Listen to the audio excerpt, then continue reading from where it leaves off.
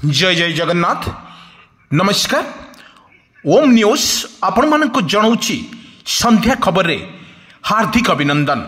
आसंतु किछि देश विदेश रे किछि गुरुत्वपूर्ण घटना पर नजर पकेबा पूर्व लघुचाप चरित वर्षा रे ओडिशा रे कौन रही यार प्रभाव। ओडिशा रे लघुचाप को प्रभाव रे ओडिशा रे प्रत्येक जिले रे जारी रही लघुचाप जनित वर्षा एवं नदी महानदी रे विपद संकेत पर रही एवं सबु नदी रे विपद संकेत आगु को आसुची आउ एक लघुचाप। ए लघुचाप वर्षा को नहीं सरकार कौन रहिबो यार पदक्षेप आसंतु पूरा वीडियो पुरे टिके नजर पके नवा। दर्शक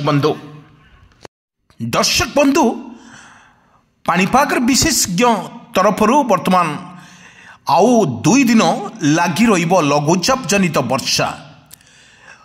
दक्षिण अभिन्तन ओडिशा उपरे थिवा अवपात बा भली पाखरे पहुँचवा परे क्रमशः दुर्बल हेउछि।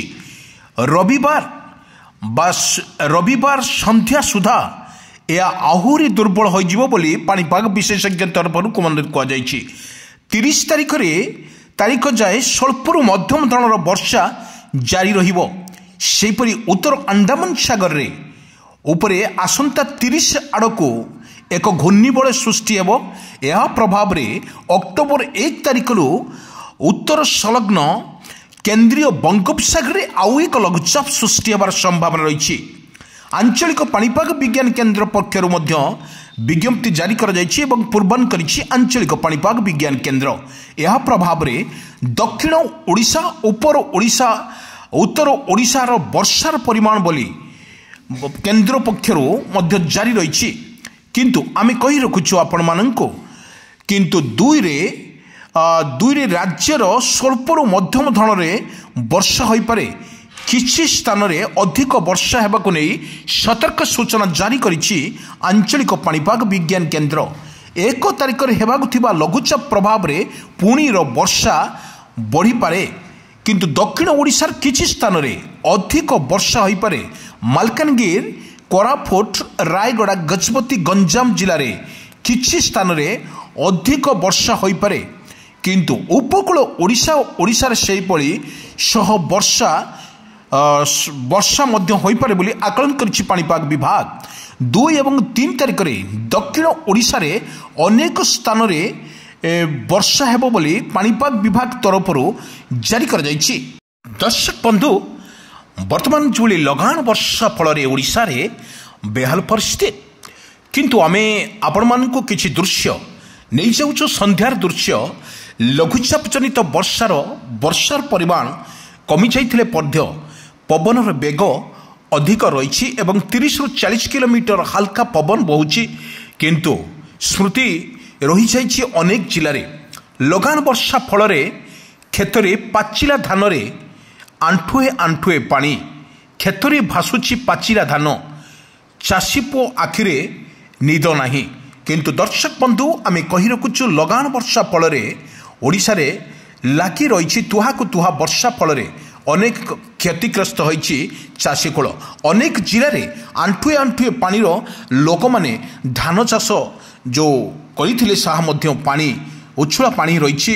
दर्शक बंधु आमे किछि दृश्य देखौतलु संध्या बेले जो दृश्य रही निश्चित भाव में आमे कहि परिबा लघुचाप जनित वर्षा रे एभली परिस्थिति सम्मुखीन होइछि किंतु आमे बन्या पानी रे भासुची पाचिला धान किंतु बुड़ी रही रुआ धान एवं फसल होइछि नष्ट किंतु थरे नुहे 2 थर नुहे 3 थर नदी रे बन्या आसी उजाड़ी देइछि धान फसल।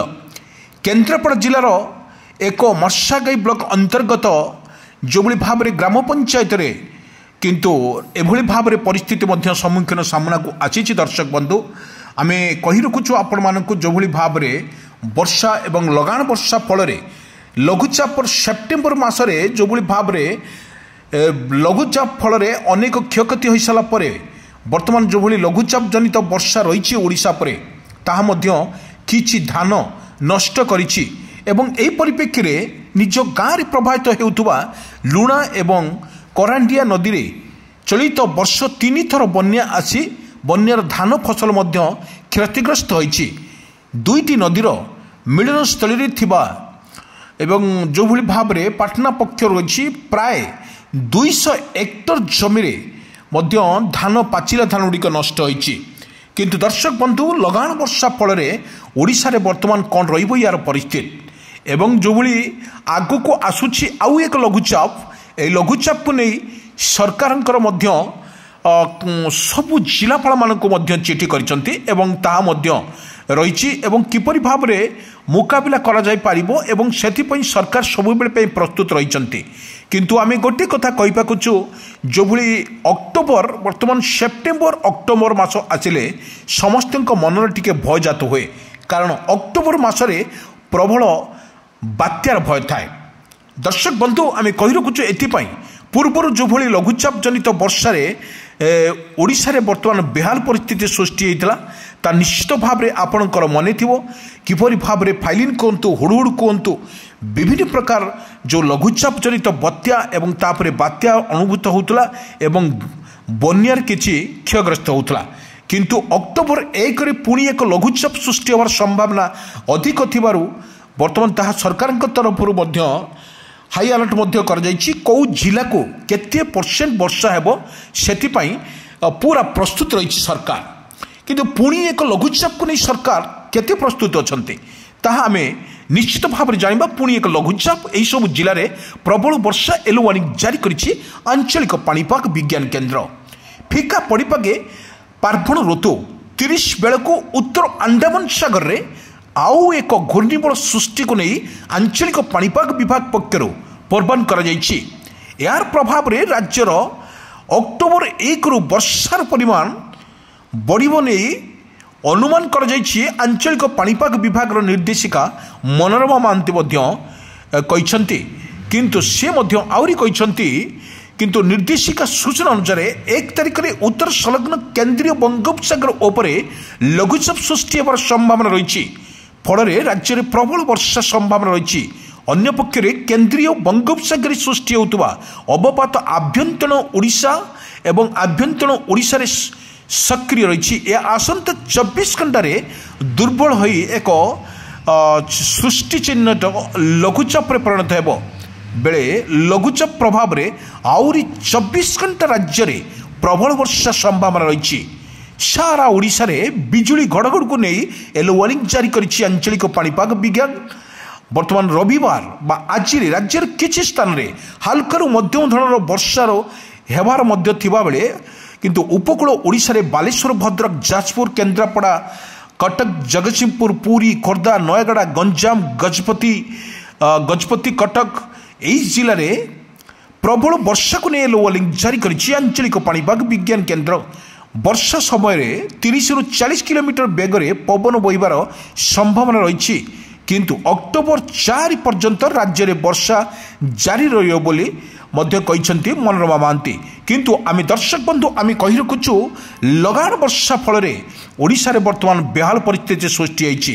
କିନ୍ତୁ ଆମେ ଏକ ଲଘୁଚାପକୁ ପୁଣି ଏକ ଲଘୁଚାପକୁ ନେଇଛି।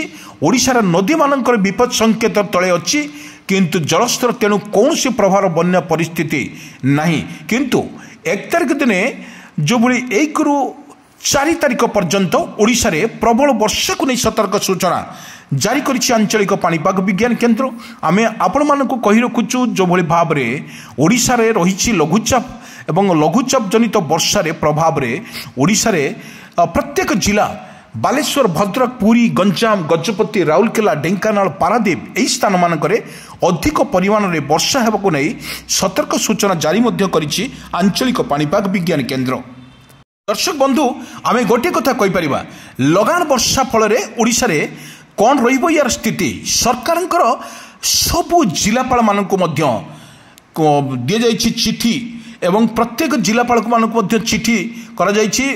ଏହି ଲଘୁଚାପ ଜନିତ 4 ତାରିଖ ପର୍ଯ୍ୟନ୍ତ ହାଇ ଆଲର୍ଟ ମଧ୍ୟ ଓଡ଼ିଶାରେ ରହିଥିବା ବେଳେ ବର୍ତ୍ତମାନ ସବୁ ଅଫିସରମାନଙ୍କୁ ଛୁଟି ମଧ୍ୟ ବାତିଲ କରାଯାଇଛି। କାରଣ ଯେଉଁମାନେ ସମୁଦ୍ର କୂଳିଆ ଲୋକମାନଙ୍କୁ କିପରି ଭାବରେ ଉଦ୍ଧାର କରାଯିବ ଏବଂ ସେମାନେ ଉଚ୍ଚ ସ୍ଥାନକୁ ଆସିବେ ସେଥିପାଇଁ ଜୋରଦାର ପ୍ରସ୍ତୁତ ମଧ୍ୟ ଆରମ୍ଭ ହୋଇଛି। ଏବଂ ଯେଉଁ 4 ତାରିଖ ଦିନେ ଆମେ କହି ରଖୁଛୁ ଆପଣମାନଙ୍କୁ आपण भय करबा दरकार नहीं सतर्क रहिबा को मध्य सरकार तरफ कर जायछि कारण नदी मानकर जो भली विपद संकेत थिला ता मध्य तलकू खसी निश्चित भाव में किंतु ओडिशा जो भली भाव में रही यार संकेत रही प्रत्येक लोक मान सचेतन कर जाउछि एवं प्रत्येक जिलापाल मान जिला प्रशासन कहतु समस्त को तागिद करिछि सरकार समस्त अलर्टमेंट अच्छी किंतु बन्यार परिस्थिति नथिले मध्य ओडिशा रे लागी रहिबो वर्षार परिमाण ए वर्षा को नहीं सरकार सबुबले चिंता करती एवं कौन लोक मैंने किपरि हैरान नुहंती